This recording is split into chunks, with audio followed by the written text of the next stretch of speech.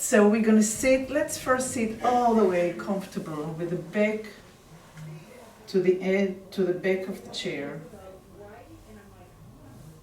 And allow your eyes to shut if it's comfortable for you. And just kind of come to the here and now, leave behind what happened before, and definitely leave to the future what will happen. And just try to be the here and now. Notice what's touching the chair, which parts of your body don't touch the chair. How much of your back is touching the chair?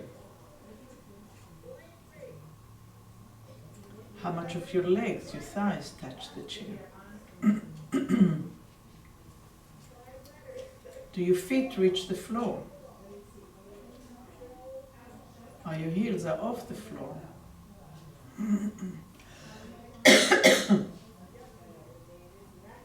Are both hips sitting on the chair equally? Is your butt spreading equally on both sides? Is there more tension in one side than the other?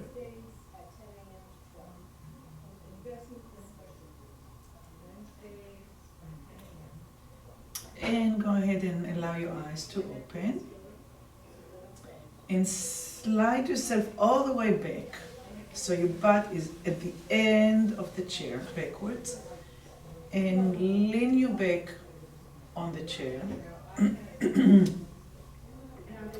And notice what happens to the spine. And bring the upper part of your back a little bit off the chair and notice what happens. And play with it a little bit. So your butt is all the way to the end and you're trying to lean on the chair using the backrest. And then your nervous system kind of telling you, no, I don't really need to. And you're slowly coming out of it. And figure out how much you're coming out of it, what's comfortable. And start visualizing internally your spine, your vertebrae as you're leaning back. Do you feel any movement? Are they opening up in the front and kind of accordioning in the back? Is like an extension. And coming back to the center, which is erect. So you're leaving the back. So those chairs kind of allows us, when we lean back, to arch a little bit. Can you feel it? Can you sense it?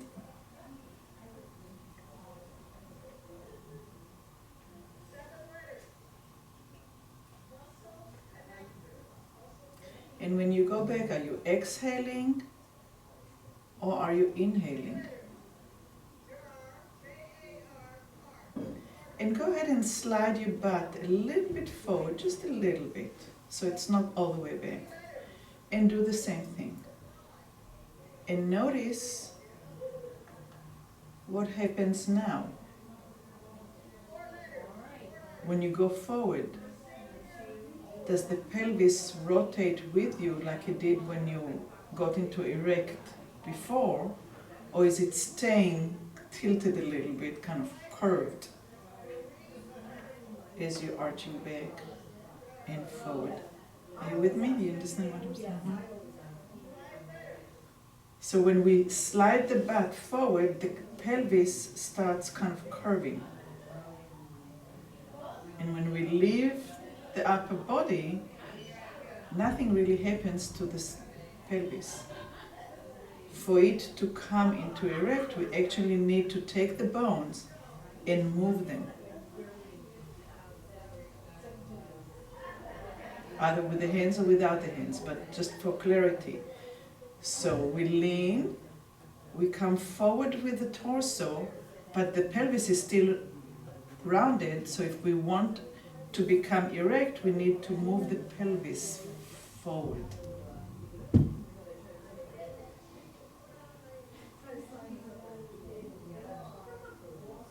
So the torso comes forward, And if we want to be erect, we need to move the pelvis, those bones, the ilium, the ASS, we need to rotate it forward a little bit so we get to be erect. So the question is, why be erect, right? Besides that mother said sit straight a long time ago. So we have two sitting bones right here at the bottom. And those sitting bones are the bones that actually hold us. So now let's go all the way to the very front of the chair where we can sense this, feel the sitting bones. And go ahead and put your feet underneath your knees. And now we don't have the back of the chair, but we're going to play with allowing the pelvis to collapse backward a little bit, like we did when we moved a little bit to the front. We're going to allow leaning back, which was the extension. We're going to come back, and we're going to bring the pelvis. So that's what we did. Now we're doing it without the chair, without the back of the chair. So we collapse the pelvis. We extend the back, leaning on the chair, or still looking at the television. And then we leave the back of the chair, and we bring the pelvis back up. So I don't know if you can sense that I don't like furniture. They are really not useful for good posture or actually getting... So the nervous system is working with the bones, and the bones are there to give us structure, and the muscles are there to say, oops, I need to do this, I need to do this. But if the muscles are the one that's holding me, instead of the bones, it just doesn't work for the long range. So anyhow, so now we're going to round the pelvis, and we're going to round the upper back, and we're going to be on a really comfortable sofa. And look what happens to the eyes. So now if we want to watch TV, we need to lift the eyes, and now we have an arch in the neck. And then to come back up, you have to shift the whole thing and stack it up. So play with it without me talking, but the idea is to round the pelvis, round the back, and then trying to look at the horizon, because there's something absolutely wonderful on TV. And how to get of that extra extension of the neck and extra kyphosis of the spine, and align the pelvis, the sitting bones, with the second vertebra of the neck. So it's the second vertebra in the lumbar and the second vertebra in the neck that are on the plumb line. And every time we go out, we need to be able to come back. So play with it and see different variation. What comes first? Should I bring my eyes and head first, and then the back, and then the hip? Right, so, okay, the question is when I do watch a movie, so the screen wants to be eye level, the horizon. So if I'm standing, if I'm sitting, you don't want to be needing to do, to bend so you can see it. You want to be able to see it. So even if you want to be comfortable and you have cushions and you're laying down, you want to be able to see it. You don't want an extra tension here the whole time. If your TV is on the wall? Yeah. Oh. Then I would lean myself so I can lean my head, so I'll have, pillows. So there is a curve here. You don't want to over-curve it, and you don't want to look like a military person, right? You want to keep the curve. But if you, for 2 hours, the curve is in extreme. You get the neck pain. I would. And also if you're sitting over there and watching an iPad. Mm-hmm. Right. Mm-hmm. So the iPad, I have, little contraption Right. with angles to getting into the height that's comfortable. Especially if you're doing more than 10 minutes, yeah. If you're watching a movie on iPad. Yeah, I would bring it so it's comfortable. So it's not like this is the only way to sit and this is the only way to sit or this is the way not to sit. It's the relationship between the pelvis and the head. So let's do what I call the C, the letter C, and the letter A. And we're going to go between the letter C and the letter L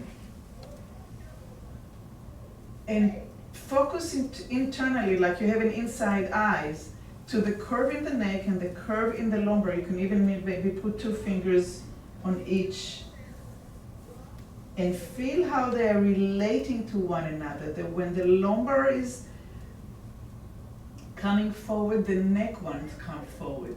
And when the lumbar vertebrae are moving backwards, the back ones are moving backwards. And your eyes are tracking smoothly as your lumbar is curving and as your neck is curving. So it's flexion and extension. Extension is when you create the curve in the back. And flexion is when you move forward with your head down towards in between your legs. And just try to move the pelvis but not move the head. And feel what happens. There's nothing better than trying things and finding it for yourself. Or move only the head and don't move the pelvis. And if your hands get tired, then just change to different hands.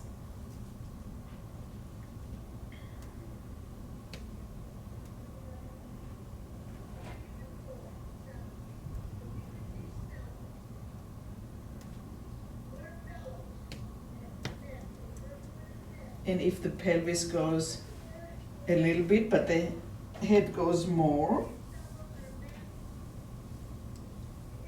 or if the head goes just a little bit and the lumbar goes more, or if they go together the same amount. What feels more like smooth, efficient way?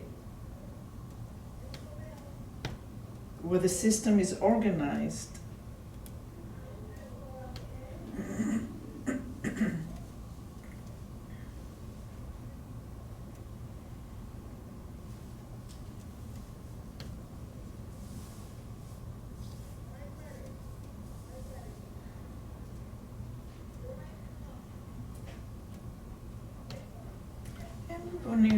When you want, you can let go the hand and just keep on going.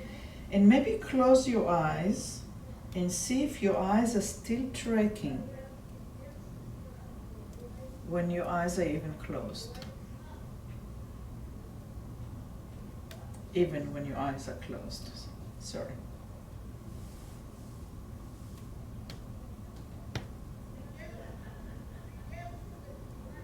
And pay more and more attention to the eye movement. How low does your eyeball go? And how high do they go?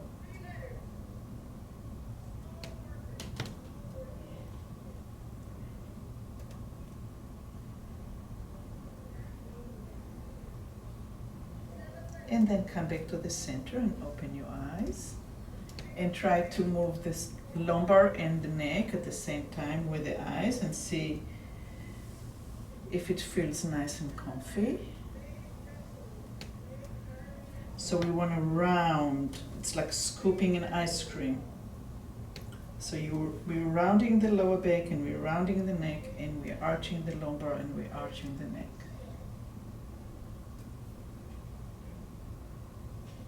Is there more relationship now between the lumbar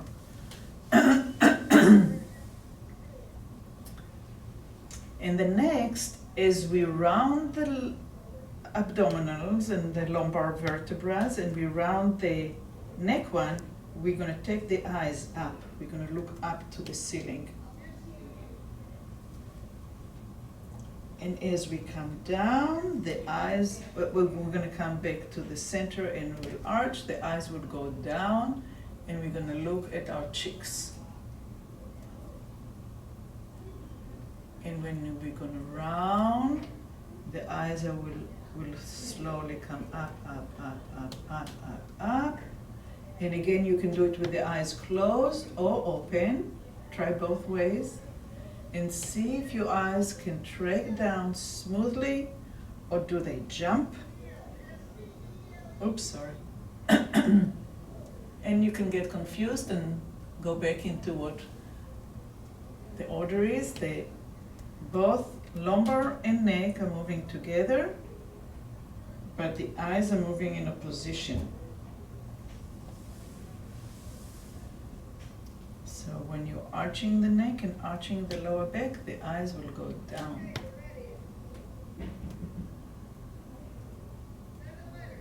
And when you are rounding the lower back and rounding the neck, the eyes will start coming up and up and up and up.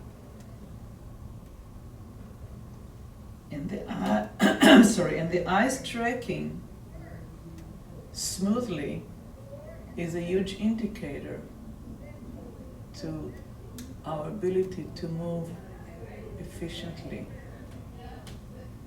Is one eye stronger than the other?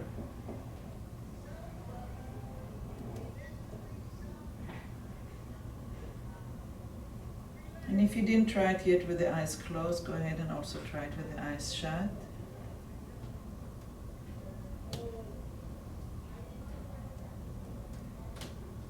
Is the focus in the center, or are you going to inwardly or outwardly with the gaze, even though with your eyelids shut?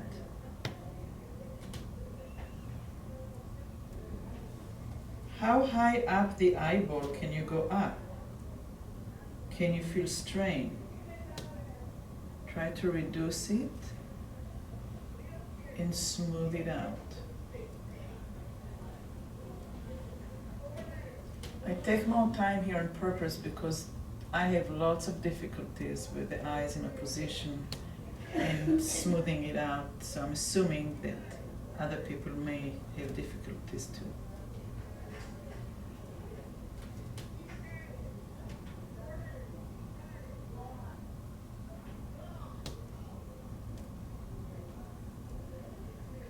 And the next time, come to the center.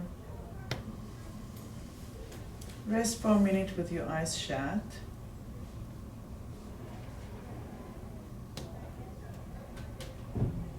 And slowly open your eyes. And try again to move together with the lumbar and the neck and see if this, and with the eyes as well, and see if anything has changed.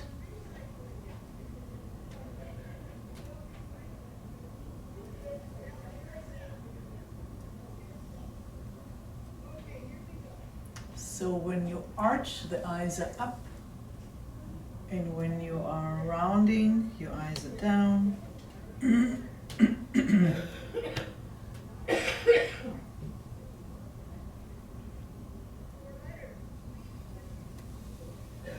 Does it feel any better? Yeah. Yeah? Good.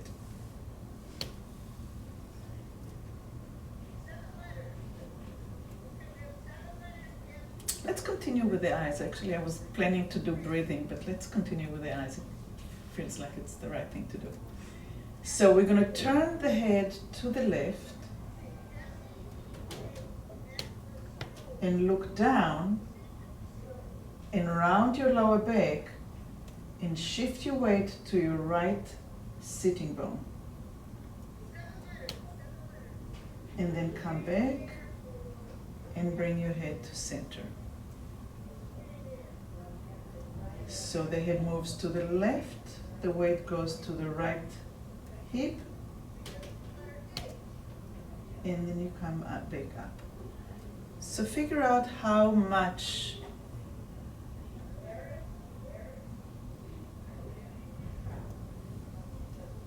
so let's clear something. It's not about, oh, I can turn a lot. It's how can I coordinate the rounding of the lumbar, shifting the weight as I'm turning the head just enough to create a stability that then if I do fall, I'm in control. It's not an exercise in turning at all, okay? So it's, again, it's the same curving here and the curving here, but now we have a rotation. So the weight shifts into one sitting bone. Can you feel the weight goes into your right foot? That's the idea. And then coming back at the same time. And are you exhaling as you're rounding the lumbar, rounding the neck, eyes go down as you're in the diagonal towards the left and coming back.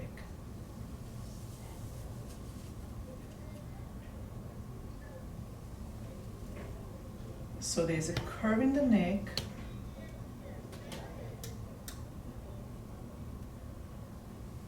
If I see you, I don't know if you're trying to turn straight. I'm trying to keep it straight so I don't turn. So, okay, but what they, I mean, you can definitely try it, but also try what we're doing, the curving and the curving. So we're doing the C shape again, but we're doing it to one side. So there's a curving in the neck, just like there's a curving in the lumbar. Uh-huh.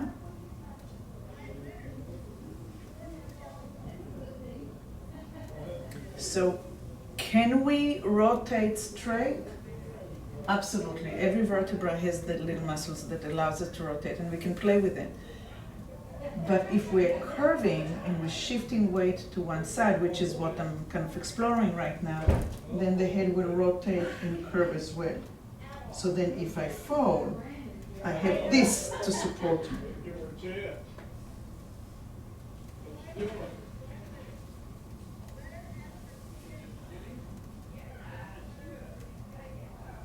So as I'm leaning towards my right foot digs into the ground until the left foot actually has no weight.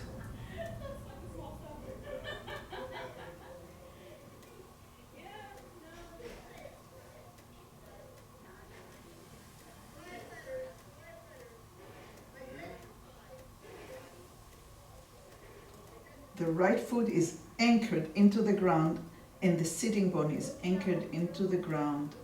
It's actually behind the sitting bones because we are curving.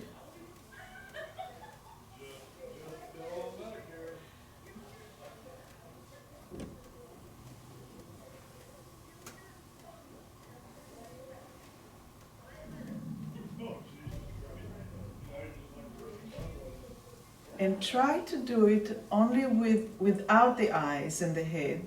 Try just to lift, to shift and go and feel if this is more conducive or helpful for falling, or is it less? And more tension and more holding. Because if I would fall here, I would fall with a lot of tension in my joints, hopefully not breaking anything. But if I fall round and round and round, then I have less chance of injuring myself. That's why in judo and stuff, all the falls are ba-bum. Okay? It's always in a circular. So let's try the other side. And the other side might be the same, might be a little bit different. So let's find the sitting bones and then find the curve in the lumbar, in the neck, rotating the head and coming back slowly until you find the connection, finding the pressure, the weight that goes into the ground on the left side. Eventually the right leg might want to leave the ground, maybe not.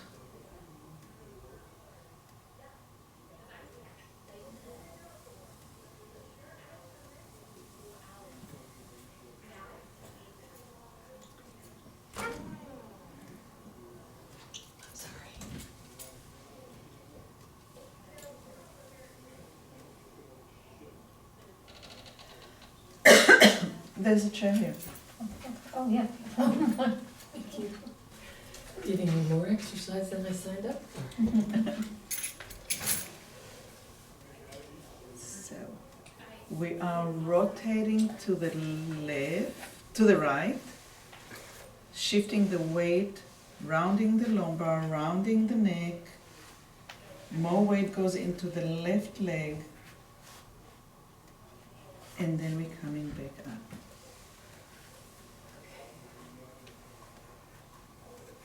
This is the second side, so what you want to do probably is just warm up your pelvis and your neck and head. And so come to the front of the chair, come to the front, all the way to the front.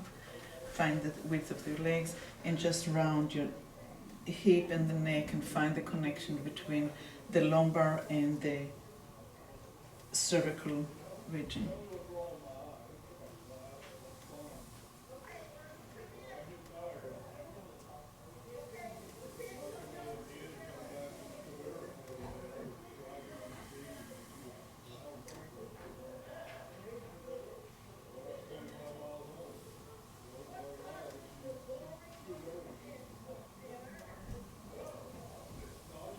Is your jaw relaxed?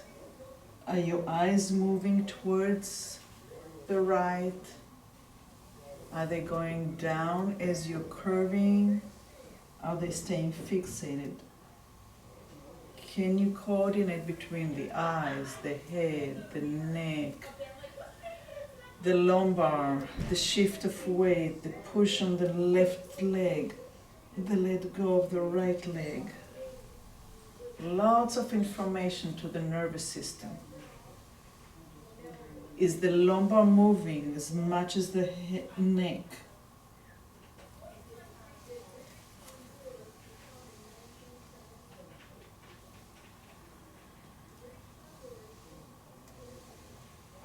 Is your left sitting bones digging closer into the chair as you rotate?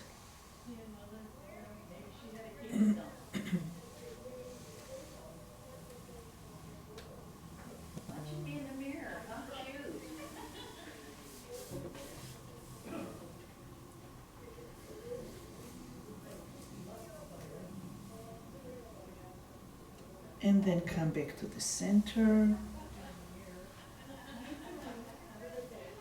And roll your pelvis and roll the neck and see if there is any more clarity between the 5 vertebrae in the waist and the 7 vertebrae in the neck.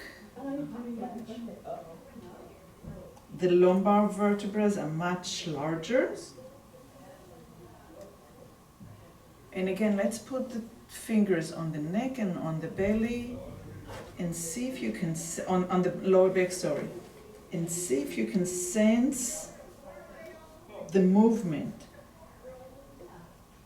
and the relationship. That always reminds me of those little, the toys that's kind of a snake. Slinky. Slinky.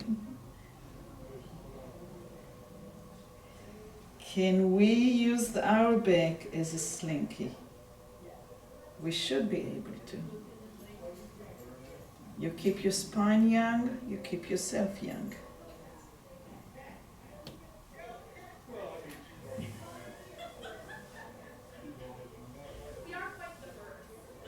What does it take to bring this pelvis up erect and into forward, and the neck into forward and the eyes above the horizon? And what it takes to move the pelvis backwards and the head forward, and to have the ability to go at the same amount. And where is the strength coming from getting up? So I'm going to give you a hint. Push your heels into the ground, shift the weight forward and climb up. There are different ways of doing it, but this is one of them. So we're going into full extension, we're looking up above the horizon, and we are rounding, and we're falling, falling, falling out of the midline. And to come back, we have to use the floor, the ground, the earth. Anchor yourself, shift your weight forward, and then find a place that it's easy for you to climb up into full extension with the eyes above the horizon, because the back is arching, neck and lumbar, and eyes are going down, down, down, down, down as the neck and the head, lumbar are rounding, and you're coming out of the midline, you're falling backwards, and again to come back up, you press into the floor, you shift your body weight, you press the whole foot, press, you shift your weight forward, and where is it that you can come up to full erect, where you are in an L position, and maybe even to full extension. And maybe do it without the hands. So now the movement is a little bit larger, where you're actually falling. You anchor your feet into the floor, you shift your weight forward, and when the pelvis is over the sitting bone, you can start stake up. So just before we continue for another few minutes with that, the bone goes up here and then goes in here, and it's somewhere between here and here, in the center, that we have our hip joint. Okay? And so kind of visualize the heads of the femur rounding in there and rounding forward as you shift your body weight and you push your feet into the floor. You bring the weight forward until now it's erect, and then you can stack everything up and go even into an extension. Okay? So I'll be quiet and you can explore it. Relax your toes. There.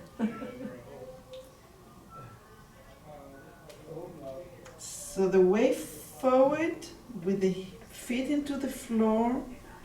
How far forward do I need to go before my sitting bones and my hip joint are aligned, so I can stack the rest of my bones so the bones are holding me?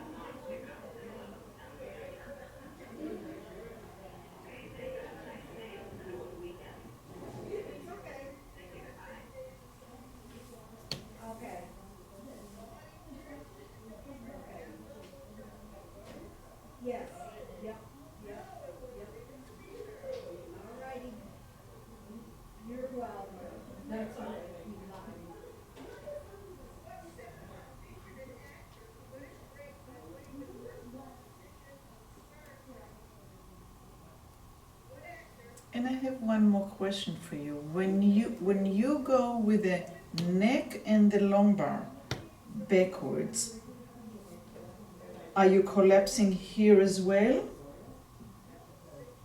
And if you do, try doing it differently, where you lengthen in the lumbar and the head, and the rest is continuous and not a. Do you see the difference? And see if that creates a little bit more space. I'm not sure about the right word for this. Or a continuousness between the lumbar and the neck. Good. And I would like to try one more thing for today. So move into the very, very edge of the chair. Risky edge of the chair. And we're going to take our hands and put it underneath our left leg. And we're gonna lift the left leg. And we're going to round the neck and the lower back and bringing the leg just as much as we curve the, so I'm not moving, like, watch for me, I'm not doing this, okay? I'm not showing how flexible I am. I'm only moving my lumbar and my neck and the leg in relationship to Are you that. holding the leg? I'm holding it, yeah. Okay. Okay? So we are rounding and the leg is coming with us. But I'm not moving the leg independently to the movement of the lumbar and the neck.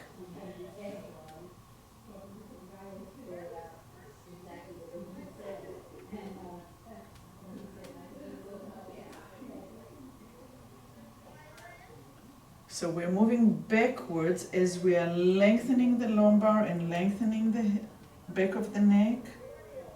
We're falling backwards. You may even get all the way to the back of the chair, depending on how much movement you have in your back. And as you start feeling more and more comfortable, you can do it with a little bit of speed. And fall into the back of the chair. And if you're brave enough and you feel that everything is working, fall and let the other leg come up. The leg does not work independently. Okay, go ahead and anchor your hands and don't move the elbows. Okay? It's the back. It's the back. It's the lumbar and the neck. And the eyes. Roly-poly.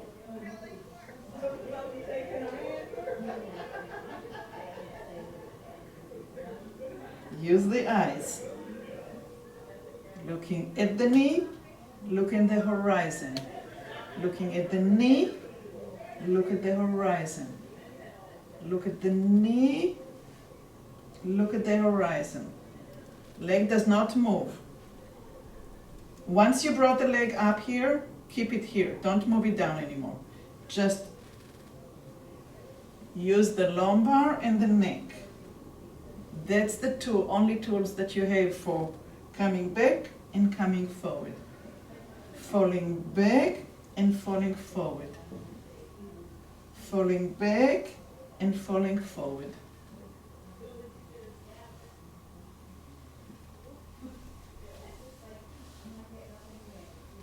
Okay.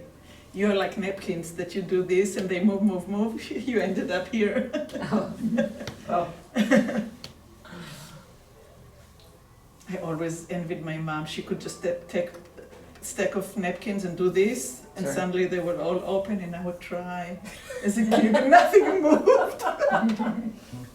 Okay, other leg. So first we just find the relationship between the lumbar, the neck, and the leg. Take the time and be disciplined enough not to try to lift the leg.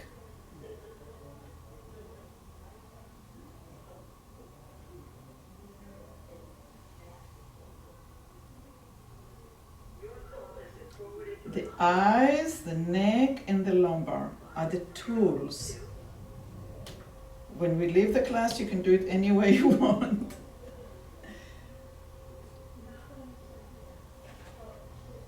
But you might not want to.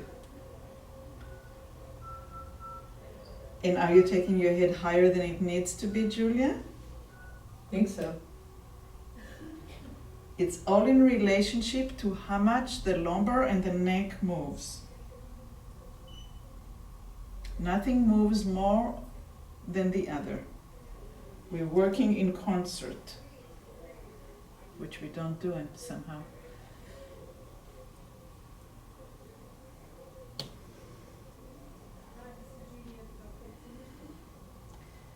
And then when you feel a little bit more comfortable, you can start giving it speed and really roly-poly and let the left leg leave the floor. If it feels safe enough, you have the chair to fall into.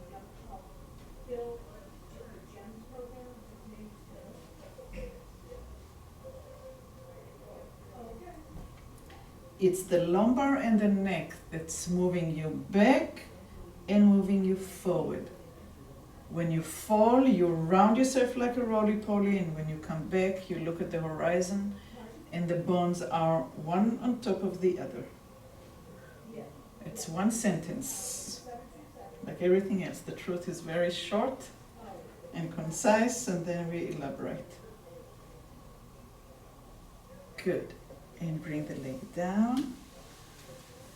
And let's try this again, the C shape and the L shape, and see how clear it is.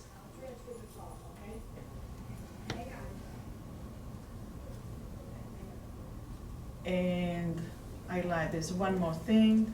We're gonna fall and we're gonna get up. We're gonna fall, but it's the lumbar and the neck, right? And we're gonna get up. Neck and lumbar. You don't close your knees. It's roly-poly, round, round, arch, arch. Don't close your knees. Roly-poly, arch, arch. Especially the left one. Roly-poly and arch, arch. Look at me. There. It's that hot right there. Not so hot. Right in here. Yeah. And roly-poly and arch. Yeah. Try the eyes not so high. That's not curl. Good. Strong left. There. It's stronger even. Try even with the arms, see where it takes you. What would it take to get up? Roly-poly. What does it take to get up? See, we don't have to buy those electronic chairs. And good. Thank you so much.